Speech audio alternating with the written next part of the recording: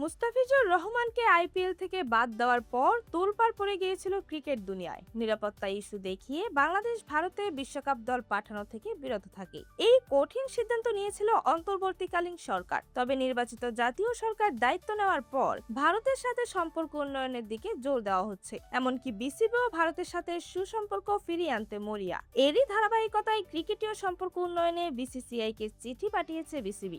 গণমাধ্যমে বিষয়টি চাউর হওয়ার পর এবার এ নিয়ে সরব হলো বিসিবি।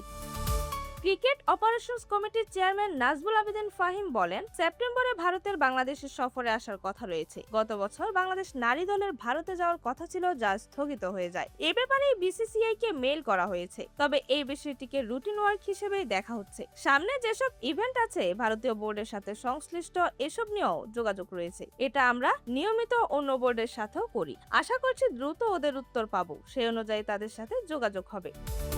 ভারত অবশ্য এখনো বিসিবিকে জবাব দেয়নি। ফাহিম জানান, আমরা ভারতকে মেইল করেছি, এই মেইলে সেটাই ছিল। আশা করছি অদূর ভবিষ্যতে আমাদের আতিথেয়তা দিবে। বিশ্বকাপকে ঘিরে সম্পর্ক কিছুটা অবনতি হয়েছে অবশ্যই। আশা করছি এই সম্পর্ক ঠিক হয়ে যাবে। আশা করি এসব এক্সচেঞ্জ প্রোগ্রামের মধ্য দিয়ে আবারও ভালো অবস্থান তৈরি হবে। এরকমই যে কোনো খেলার আপডেট সবার আগে পেতে অবশ্যই চ্যানেলটি সাবস্ক্রাইব করে রাখুন। ধন্যবাদ। Flavours news.